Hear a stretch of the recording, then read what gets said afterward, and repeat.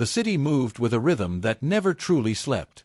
Even before the sun pushed through the gray morning sky, soft whispers were already dancing through the streets. Cars hissed past puddles from last night's drizzle, and somewhere far off, a bus conductor was shouting prices like he was arguing with the air itself. In this place, secrets did not stay hidden for long. People talked. People listened. And the walls themselves, stained by years of struggle, seemed to carry every rumor. At the center of the busy streets, the marketplace shook awake as if stirred by ancestral drums. Women lifted their baskets with practiced strength, calling out their prices in loud, melodious voices. Their laughter rose and fell like stories passed down from old griots, turning simple sales into moments of wisdom and warning. Every tomato, every fish, every handful of pepper carried a lesson if one listened closely. Not far from this noisy heart stood the apartment blocks, tall, rough, and silent. They watched the city the way elders watch stubborn children, with patience, judgment, and a hint of disappointment. The cracks on their walls looked like frown lines, deep and tired. They had seen love come and go, seen dreams rise and fall, seen families break and mend again. If these buildings could speak, the whole city would tremble. Around them lived neighbors who observed everything. They watched through curtains, pretended to sweep while staring, and nodded knowingly even when they knew nothing. They whispered behind hands, judged with their eyes, and spoke the loudest when trouble was near. In this place, privacy was a joke, and secrets were like smoke, always slipping through cracks. Inside one of those apartments lived Ao, a young man who moved like life had given him too much time. His eyes were tired even when he had done nothing all day. Sometimes he stood at the window, watching the world while refusing to join it. People said he had potential, but potential meant nothing if a person chose sleep over effort. Ao acted like the sun owed him warmth, like the world should pause until he decided to rise. Morning after morning, the sun climbed the sky, doing its work without complaint. But Ao stayed tangled in his bedsheet, sighing as if waking up was a punishment. The alarm rang, and he silenced it with a lazy slap. Birds chirped, and he pulled the pillow over his head. He moved only when hunger forced him, dragging his feet like a man returning from war instead of one who hadn't lifted a finger. But where Ao lacked fire, Zuri carried enough for both of them. She moved through the small apartment like a soft storm, quiet, determined, and unstoppable. Her eyes held warmth, but also exhaustion, the kind that settled into the bones. She cooked for the community, feeding families from the strength she barely had left for herself. While Ao slept, she chopped vegetables, answered calls, packed orders, and hurried into the streets with trays balanced on steady hands. People loved her food. They said she cooked with honesty, with heart, with something deeper than spices. But they also whispered behind her back, asking why such a hard-working woman was tied to such a lazy man. Some pitied her. Some mocked her. And some laughed quietly, waiting for the day everything would explode. Every afternoon, as Zuri passed through the compound carrying trays of steaming meals, neighbors pulled each other aside, whispering as though they were keeping sacred secrets. "Ah, look at her," one would say, "carrying the whole house on her back while that man sleeps like a newborn goat." Another would pretend to be shocked, though they had repeated the same story every day. Their voices mixed with the louder sounds of the city, turning gossip into background music. And Ao felt it. Even through sleep, even through stubbornness, he felt the way people looked at him. He heard their laughter, their judgment, their clucking tongues. Yet he shrugged it off, choosing comfort over change. But life in this city had a way of teaching lessons, lessons that entered the heart like bitter herbs. Soon, Ao would learn his own. And the city would watch. Because in a place where every whisper traveled, nothing stayed the same forever. Zuri felt the weight of her marriage pressing on her shoulders more each day. Ao's laziness had grown like a heavy stone tied to her back. Every morning, she carried that invisible weight through the hallways, through the compound, and into the marketplace. While she swept, cooked, and packed orders, Ao lay on the bed, stretching like someone who had conquered the world in his dreams. One morning, she stood by the door, chest rising and falling as she tied her apron. "Ao," she said gently, "please, just help me wash the plates before I come back. I have too many orders today." Ao waved lazily without looking up from his phone. "Later. I'm thinking." "Thinking about what?" she asked, her voice cracking like dry wood. He shrugged. Life. Work. All that stress. Zuri sighed and stepped outside, the air hitting her face like a harsh reminder of how fast life moved, except inside her home, where everything was stuck. She ran from chore to work and back again. The moment she finished cooking for clients, she returned to unpack groceries. The moment she finished scrubbing the bathroom, another pile of laundry waited. There was no rest, only motion. Her body felt like a drum beaten too many times. Bills sat on the wooden table like unanswered prayers, quiet, patient, but frightening. Electricity bill, rent, gas, food, all piled on top of each other. Ao would look at them and say, "We will sort it out," yet he never touched them. And the community saw everything. Old Mama Lemba would shake her head whenever Zuri passed.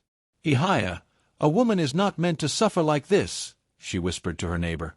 Another woman added, "A husband who cannot lift his own home is like a tree with rotten roots." Zuri felt their judgment following her like a shadow. The shame wrapped around her like a tight cloth. People greeted her with forced smiles, but their eyes asked the same silent question: how can she stay with a man like that? At night, when she tried to talk to him, her words fell like rain on dry ground. "Ao, we need to talk about responsibility," she said softly as she removed her headscarf. He groaned. "You like stress too much. Let me rest." "But I am tired," she replied, tears filling her eyes. "You think I'm not tired too," he snapped, rolling away. She stared at his back, the moonlight catching her tears. Something inside her began to crack, but she swallowed the pain and turned off the light. Days turned into weeks, and Zuri's strength slowly faded. She moved through the market with shoulders drooping, and her smile, once warm enough to soften a storm, became thin and forced. Some days she felt like she was walking through water, every step heavy. Customers began to complain. "Zuri, this stew is not like before," one woman said, clicking her tongue. Another frowned. "Your food tastes tired, my dear." Zuri forced a smile, bowing her head. "I'm sorry. I will do better." But her hands trembled as she packed their orders. Her body begged for rest, but her marriage gave her none. Meanwhile, Ao ignored every job offer that came his way. When neighbors mentioned an opening, he said, "I don't like that type of work." When Zuri begged him to try, he muttered, "They just want to enslave people." Instead, he spent his afternoons with jobless friends who gathered under the mango tree near the compound gate. They drank cheap alcohol and laughed loudly, slapping each other's backs as if life was a joke. Empty bottles rolled around their feet. Empty promises filled the air. "Ao, you go start work soon," one friend teased. "Work coup." Ao laughed, raising his bottle. "Life is already hard. Why should I add more suffering?" Back at home, chores piled up. The sink overflowed with plates. Dust gathered like a second skin on the furniture. Zuri felt like the house itself was pressing down on her chest. One evening, she returned from work and found Ao asleep again, his snoring filling the room. She stared at him, her eyes empty, her spirit trembling. Her heart whispered a truth she had tried to ignore. Something inside her broke. Not loudly, not dramatically, but silently, like a small rope snapping in the dark. She walked into the kitchen, placed her empty trays down, and took a deep breath. Her mind grew calm, too calm. Calm like the air right before a storm that destroys everything in its path. For the first time, Zuri did not cry. She did not plead. She did not beg Ao to understand her pain. She simply whispered to herself, "This lesson, he will never forget it." And as she lay down that night, her eyes open in the darkness, she began to plan. Quietly, carefully, like a storm gathering strength far away, waiting for the right moment to break. A sudden quietness took over the home, quiet in a way that felt strange, almost holy, like the stillness that settles before the harmattan wind sweeps across the land. The silence sat on the chairs, rested on the shelves, and wrapped itself around the doorway. Even the walls seemed to hold their breath, waiting. Zuri no longer raised her voice. No complaints. No reminders. No sighs. Her eyes did the speaking now, cold, sharp, carrying a pain she no longer wasted energy to explain. When she looked at Ao, it was as if she was seeing a stranger living in her house, eating her food, soaking up her strength. Her gaze lingered on him the way a mother watches a stubborn child who refuses to learn. She moved through the house with quiet footsteps, each step sounding like a warning she refused to say out loud. When Ao dropped his clothes carelessly on the floor, she stepped over them. When he left plates on the table, she walked past them as if they were not her problem anymore. Her silence became heavy, an unspoken judgment. Ao noticed. Of course, he noticed. One afternoon he chuckled and said, "Zuri, you're acting quiet. All this mood because of small stress?" Zuri looked at him once, a long, empty look, then continued tying her headscarf. She didn't answer. She didn't need to. Her silence had grown louder than any argument they had ever had. But Ao, blinded by pride and laziness, brushed it off. "E no mean anything," he told himself. "Women and their moods." Yet the silence grew deeper. It beat like a talking drum only his heart could hear. Warning, warning, warning. Ao refused to listen. But Zuri's spirit had already begun shifting, moving away from him long before her feet would take the step. Her love had not ended, it had simply grown tired. And tired love becomes dangerous. The next morning, a new chapter of quiet war began. Zuri no longer cleaned after Ao. His dirty cups stayed on the table. His shirts stayed where he threw them. His socks lay scattered like forgotten battles he never fought. She let the mess judge him on her behalf. When he woke up hungry, opening pot after pot, he found nothing but cold stoves and empty spaces. Hunger gripped him for the first time in a long time, real hunger, the type that teaches lessons faster than any elder. "Zuri, there's no food," he cried out. She didn't answer. She simply walked past him, carrying a tray of freshly cooked meals, for customers, not for him. The house began to smell of neglect, like a spirit abandoned by its keeper. Ao looked around and felt embarrassment bite into him. Cobwebs he never noticed began to show. Dust rose when he walked. It was as if the house itself was telling him, "Your wife no longer carries you." When he stepped outside, neighbors saw him with unwashed clothes wrinkled like forgotten laundry. His hair, rough and uncombed, made him look older than his years. The women in the compound whispered behind their hands, "Is that not Zuri's husband? Look at him, like a man who has no home training. So this is the one stressing that poor woman?" Ao felt their eyes burning into his back. Shame hugged him tightly as he walked past them. Meanwhile, Zuri moved like a woman reborn. Her steps gained strength. Her shoulders lifted. She laughed more at work. She greeted neighbors with renewed confidence. She no longer hid her struggles behind tired smiles. She simply lived, free from carrying a grown man on her back. Ao, on the other hand, felt himself sinking deeper each day. The more Zuri rose, the more he fell. He watched her, unable to deny the truth that now shouted at him from every corner. Without her, he was nothing but a man sinking in the mud of his own laziness. And for the first time, he began to feel fear, not the fear of losing her body, but the fear of losing the woman whose strength had kept him standing all these years. A storm was coming, and Ao could finally feel the first drops. Zuri's rise began quietly, like dawn that does not shout but still pushes darkness away. What started as a simple catering hustle turned into something bigger, something with a name, a rhythm, a presence in the city. Her food began to travel from street corners to offices, from small gatherings to weekend events. People started saying, "Call Zuri. That woman's hands carry blessings." And soon, her meals became part of the city's heartbeat, warm, fragrant, unforgettable. Customers greeted her with smiles, calling her Mama Flavor, Queen of Pots, the woman whose food wakes tired souls. Many said her cooking tasted like the kind of home some people had never known. When they praised her, she bowed her head slightly, hiding the storm she carried inside. But their words watered something in her, something she had forgotten she had. Neighbors who once pitied her now looked at her with respect. Some even whispered, "This woman is strong, stronger than her troubles." They watched how she moved, her shoulders straight, her steps light, her voice firm.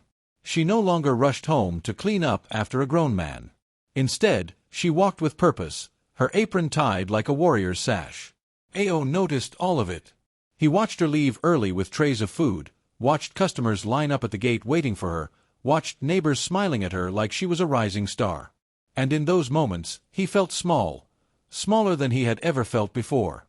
It was as if Zuri carried a light he could no longer stand close to. Instead of letting her strength inspire him, fear crawled into his heart. "Look at her," he muttered one afternoon, watching her count money with a tired but proud smile. "She thinks she's something now." He didn't say it to her. He said it to himself. But even he heard the jealousy in his own voice. Zuri, however, had no space left in her heart for bitterness. She was learning to stand alone, learning that she had always been strong, always been capable, even when Ao made her feel small. Her silence was not just anger anymore, it was discovery. She was becoming her own person. And Ao was becoming the shadow she stepped out of. The breaking point came before sunrise. Zuri woke up quietly, moving with the calmness of a woman who had made a decision and buried the fear that came with it. She folded her clothes with steady hands, placed her work tools neatly into a bag, and looked around the house one last time. Every corner reminded her of a burden she had carried alone. She did not cry. Tears were for uncertainty, and she was past that. She placed a small piece of paper on the table, just one line, "Find your purpose." Then she lifted her bag and walked out, leaving behind only her shadow. When Ao woke up and found her missing, his heart stumbled inside his chest. He grabbed the note with shaking hands and read it over and over. "No, no, she didn't leave," he whispered. "Zuri cannot leave me, she can't." But deep down, he knew the truth. Her silence had been her last warning, and he had ignored it like all the others. His first days alone were nothing short of punishment. When he tried to cook, the rice burned and stuck to the pot like angry mud. He fetched water but forgot to cover the container, and by evening it smelled like the sun had cooked it too. When he attempted to wash clothes, he mixed colors until everything turned into a dull, sad shade. By the third day, hunger clung to him like a new skin. The house grew messier, heavier, almost as if it was planning to swallow him whole. Neighbors didn't keep quiet for long. "Have you heard? Zuri left him." I'm not surprised. A woman cannot carry a whole marriage on her head. That man is useless, I swear. Look at him now, like a lost goat." Their laughter and gossip filled the compound, slapping Ao from every direction. For the first time, he felt the sharp sting of community judgment, the same sting Zuri had carried for months. At night, when the compound went silent and his stomach growled louder than his thoughts, loneliness wrapped around him. It wasn't the gentle kind, it was the type that dragged out every failure he had tried to hide. He sat on the edge of the bed they once shared and whispered into the darkness, "Zuri, what have I done?" And the silence answered him, echoing his own mistakes back at him, one by one. Ao stood in the quiet street, feeling the weight of a world he once laughed at. The same friends who used to sit with him under the mango tree, cracking jokes and wasting sunlight, were nowhere to be seen. They had vanished like smoke the moment hardship entered his compound. Not one footstep, not one knock, not one, "How are you holding up, my brother?" Only silence. Ao looked around and muttered, "So this is how men disappear when the drums of trouble begin to beat." Days passed, and the landlord's voice grew louder, cutting into Ao's ears like a stubborn drum at a village festival. "Ao, these bills will not pay themselves. Even a lazy goat must answer when hunger calls." The old man's warnings echoed through the compound.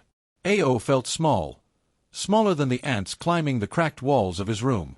Shame sat on his chest like a heavy stone. One hot afternoon, driven by a mix of desperation and wounded pride, Ao walked toward Zuri's shop. His feet felt like they were carrying years of regret. He reached the roadside stall and stopped. What he saw froze him. Zuri, his Zuri, was glowing. Customers surrounded her like bees around sweet palm wine. She moved with confidence, the kind he had never encouraged, the kind he once mocked. Her voice was calm, her eyes bright, her hands steady as she packed goods and greeted people with warmth. She stood there, tall, firm, shining like a woman carved from the sun itself. Her dress, simple yet proud, danced each time she turned. She didn't look like the woman who once begged him to change. She looked like a woman who had learned to stop waiting. Ao swallowed hard. A strange pain spread through his chest. "All this without me," he whispered. The truth hit him with the force of a talking drum. His own laziness had carved his suffering. His own hands had shaped this loneliness, this shame. It wasn't Zuri. It wasn't the world. It was him. His heart cracked open like dry earth after a long drought. He felt the sting of reality. For the first time, he looked at himself, not as a victim, but as a man who had broken his own path. "Who have I become?" he murmured. The question chased him all the way home. The next morning, for the first time in many months, Ao stepped into the sun with purpose. But the world did not open its arms to him. Shop owners waved him away. No vacancy. Offices looked at him from head to toe and shook their heads. Every refusal burned like a sharp proverb from an elder. The man who sleeps through planting season should not expect a harvest. Still, Ao did not turn back. At home, he tried cooking for the first time, fighting with pots that clanged louder than his thoughts. The stew burned. The rice scattered like rebellious children. Then he tried sweeping. The broom slipped from his hand again and again. He saw, with painful clarity, the battles Zuri had been fighting alone. "Forgive me, Zuri," he whispered to the empty room. Small failures gathered around him like stubborn rain clouds. But this time, he did not lie down. Each mistake pushed him to try again. A new fear followed him, a fear of losing himself forever if he stopped trying now. Neighbors peeked from their balconies, whispering behind half-closed curtains. "Is that Ao?" The same Ao who once slept till noon. Their shock filled the air like distant thunder. But Ao kept moving, rising slowly from the dust he created with his own hands. And though the road was long, the first steps had finally begun. Ao's body felt heavier than the earth itself. Hunger gnawed at his stomach like a relentless hyena, his mind churned with stress, and sleepless nights had etched lines deeper than years should have allowed. His legs gave way beneath him as he tried to stand, and for the first time, he felt the true cost of his own laziness. Weakness overtook him, seeping into his bones, and he sank to the floor as though the house itself had rejected him. No one came to help. The friends who once laughed beside him were gone, scattered like dry leaves in the wind. Even the street seemed indifferent. In the oppressive silence, Ao realized the cruel truth. No one stands with a man who has nothing to give. Not even loyalty can survive the emptiness of a wasted life. He lay there, the floor cold beneath his arms, and in that silence, he heard the echo of Zuri's hidden suffering. Every smile she once forced, every gentle word that hid her exhaustion, now rang clearly in his mind. He saw her patience, her strength, and the nights she had carried their home alone, while he drank and slept. Tears fell from Ao's eyes, heavy and shameful, carving rivers down his face. He faced his own reflection in the darkened room, a man stripped bare of excuses. He had brought this upon himself, the loneliness, the hunger, the shame. There was no one else to blame. And then, finally, he broke. Not a quiet cry, but a deep, shuddering collapse of the spirit. His body shook with the realization that this pain, the emptiness he had tried to ignore, was the direct consequence of his own waywardness. The next morning, Zuri returned. She moved through the door with the calm authority of a woman who had rebuilt herself from nothing. Her steps were measured, her hands carrying the air of someone who had learned her own strength. The city's sun reflected off her face, bright and unwavering. She found Ao sitting in the shadows, hunched over, his eyes hollow, a man crushed by the weight of his own actions. He looked up when she entered, shame etched into every line of his face. "Zuri, His voice faltered. The apology came softly, without drama, like a broken calabash acknowledging it could no longer hold water. Zuri did not rush to embrace him. She did not offer comfort.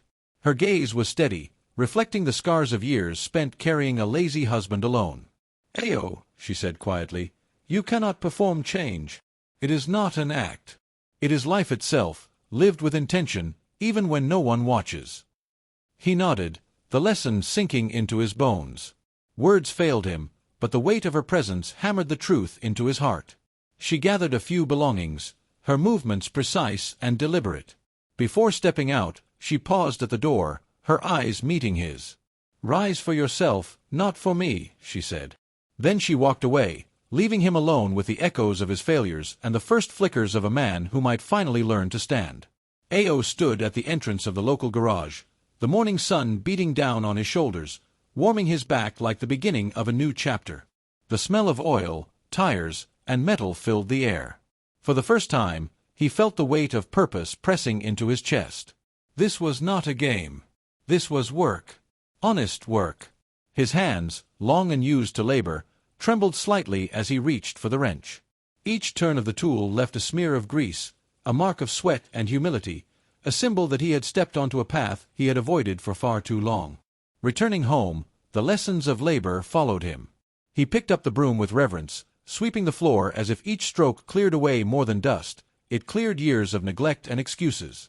He lifted the cooking pot, adding water and spices with care, remembering Zuri's countless nights of toil. Each meal he attempted, each corner of the home he cleaned, became a ritual of accountability. The house, once a testament to his laziness, slowly began to feel alive under his hands. Neighbors paused at the compound gates, whispering as they watched the transformation. "See that one?" an older woman murmured. "He is finally learning what it means to stand on his own." Another neighbor added, "I never thought I would see the day." Their words, once sharp with judgment, now carried surprise and a measure of respect. Ao did not seek their praise, but it reminded him that redemption leaves footprints everyone can see if they look closely. Redemption, he realized, did not roar like the city drums during festival season. It did not announce itself with fanfare. Redemption was quiet, steady, like a river cutting through rock over many seasons. Day by day, he rebuilt what he had broken, not with words, not with promises, but with actions that stitched together the torn fabric of his home and his soul. When Zuri returned, she moved through the door carrying both strength and distance, like a warrior who had survived battles unseen. Her eyes measured him, gauging the depth of his change, waiting for cracks that might expose old habits. She said little, watching him lift the broom, stir the stew, count the bills with steady hands. Ao did not falter. He stayed consistent, every act of labor a quiet promise. Slowly, they began to rebuild the trust that had been shattered. Not in grand gestures, but in small, patient threads, sharing chores, exchanging brief smiles, acknowledging each effort without words. Like weaving a mat, each careful movement restored the pattern of their life together, strong enough to hold them both again. Ao moved through the day with a new rhythm, one that no longer allowed him to linger in idleness. He carried containers of Zuri's meals to waiting clients, noting addresses and times with care, recording every order in neat, careful lists. At home, he arranged shelves, washed dishes, and mended corners of the house that had long been ignored. Each action was a testament to responsibility finally embraced, a man learning that labor was not punishment but a path to dignity. He began to take pride in Zuri's success, no longer threatened by it but celebrating it as a shared blessing. "Your hands have brought joy to so many," he told her one morning, carefully packing her deliveries. "And I will carry part of that joy, as I should have from the start." The words were simple, yet they held a depth of humility that years of excuses could not mask. Zuri watched him closely, her eyes tracing the lines of a man reborn. The arrogance and carelessness she had known were gone, replaced by a steady calm, a humility that spoke of lessons learned too painfully to forget. She smiled quietly, feeling her heart soften, not from relief, but from recognition that his change came from within, not from the fear of losing her or the shame of neighbors' gossip. Together, they moved through the rhythms of home and business, rebuilding their life one careful step at a time. Orders were delivered on time, meals prepared with care, bills managed without complaint, and the house hummed with a quiet peace. They had been broken, yet their unity now carried the wisdom of those who had faced trials and survived. And in that restoration, a lesson lingered like the scent of fresh spices in the kitchen air. A home collapses when one person refuses to carry their weight. Laziness is a silent destroyer, creeping in unnoticed until the walls groan. Growth, however, begins the day a man confronts his own reflection, learns to labor with pride, and stands beside those he once took for granted. Their laughter, soft and cautious, filled the home again, and the city beyond their windows seemed a little brighter for it.